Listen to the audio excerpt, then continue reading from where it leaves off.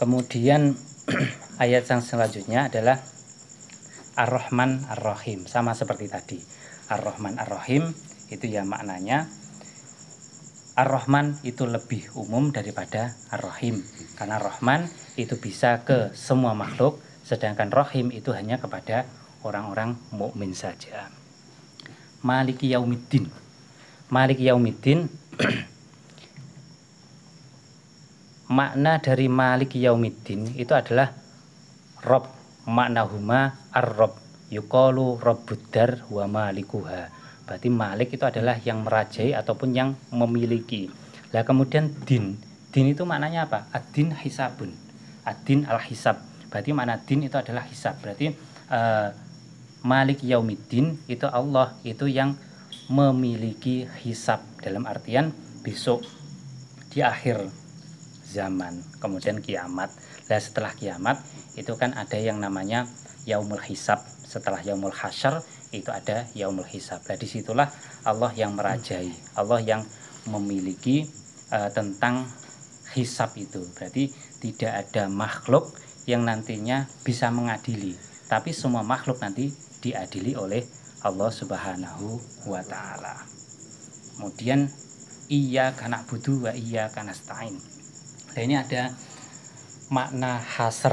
Makna hasr itu pengkhususan. Jadi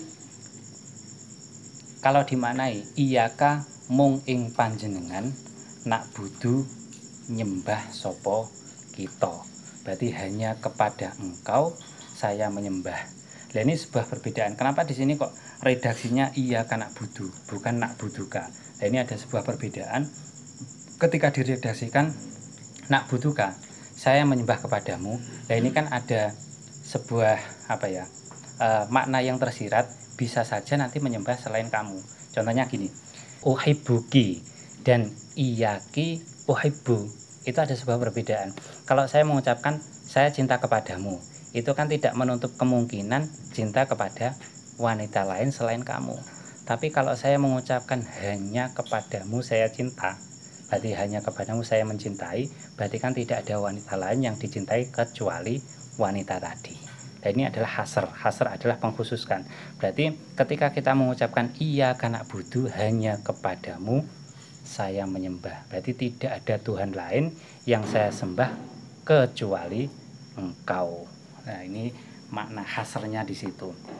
Demikian juga di situ ada redaksi wa iyyaka nasta'in, dan hanya kepadamu saya minta pertolongan. Kemudian masalah ibadah. Ibadah itu apa? Wal ibadatu at-ta'atu ma'at tadallul wal khudu'. Ibadah itu adalah taat, sebuah ketaatan yang disertai dengan rendah hati. Nah ini berbeda dengan taat tapi yang di situ tidak rendah hati, maka di situ tidak bisa dikatakan ibadah. Taruhlah gini, ketika seseorang itu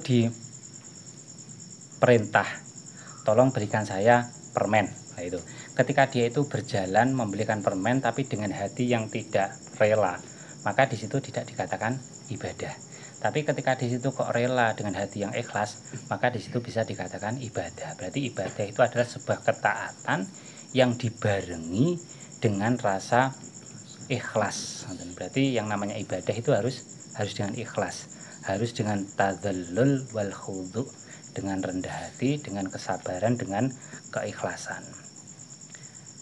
Kemudian ayat selanjutnya adalah ihdinas sirotol mustaqim. Nah di sini berilah saya petunjuk pada jalan yang lurus.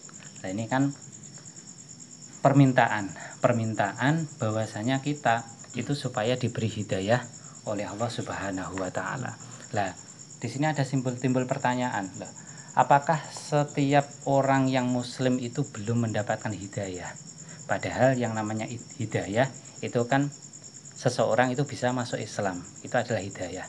Maka di sini ulama itu menafsiri ihdina ay ursyidna wa qala Ali wa Ubay bin Ka'ab tsabbitna. Berarti makna ihdina ini adalah penetapan. Jadi tetapkanlah kami terhadap hidayahmu. Berarti di sini kita itu sebenarnya sudah mendapatkan hidayah, tapi kita itu minta supaya hidayah itu ditetapkan pada diri kita. Sehingga di sini ada sebuah makna tadi, yaitu bimakna tathbit yaitu makna penetapan. Jadi ihdinas siratal mustaqim, ya Allah tetapkanlah saya untuk mendapatkan hidayah menuju jalan yang lurus. Nah, kemudian di sini siratal mustaqim itu maknanya apa? Siratal mustaqim itu ternyata maknanya itu sangat banyak sekali, multi tafsir. Ada yang mengatakan di sini, Ibnu Abbas mengatakan adalah wal Islam, yaitu kita supaya ditetapkan mengikuti ajaran Islam. Kemudian kalau Ibnu Mas'ud mengatakan siratal mustaqim itu adalah Al-Qur'an. Nah, di sini juga bertendensi pada sebuah hadis, ruya an Ali radhiyallahu anhu marfu'an as-siratul mustaqim kitabullah. Ini ada sebuah hadis, yang hadis itu adalah marfu', bahwasanya as-siratul mustaqim itu adalah kitabullah. Jadi siratul mustaqim itu adalah Al-Qur'an. Kemudian ulama lain menafsiri semisal qala Sa'id bin Jabir radhiyallahu an thariqul jannah. Siratul mustaqim itu adalah jalan menuju surga. Jadi di sini ihdinas siratal mustaqim, ya Allah tetapkanlah saya untuk diberi petunjuk kepada satu Al-Qur'an, ataupun dua kepada Islam, ataupun tiga kepada jalan menuju surga. Kemudian ternyata siratal mustaqim ini dalam ayat selanjutnya adalah siratal ladzina an'amta alaihim, yakni jalan-jalan yang jalannya orang banyak yang telah Anda beri nikmat, Nah ini orang-orang yang telah diberi nikmat itu siapa? Orang-orang yang telah diberi nikmat itu tafsirannya adalah minan nabiyyin wasiddiqin wasuhada wassolihin, yakni orang-orang yang di situ diberi nikmat adalah nabi, kemudian orang-orang syahid, orang-orang soleh. Ghairil maghdubi alaihim, bukan jalannya orang-orang yang engkau murkai. Nah ini orang yang dimurkai ini ternyata adalah orang Yahudi. Orang Yahudi itu adalah al-maghdub alaih, yaitu orang-orang yang dimurkai oleh Allah Subhanahu wa ta'ala. Dan waladhdallin, dan juga orang-orang yang tersesat. Nah, orang tersesat di sini adalah orang Nasrani. Berarti al-maghdubi alaihim itu adalah orang Yahudi, kemudian ad-dallin, orang-orang yang tersesat itu adalah orang-orang Nasrani. Nah, kemudian dalam Fatihah ini itu ternyata Allah itu membagi Fatihah ini menjadi dua. Ini Allah sendiri itu membagi Fatihah menjadi dua sisi.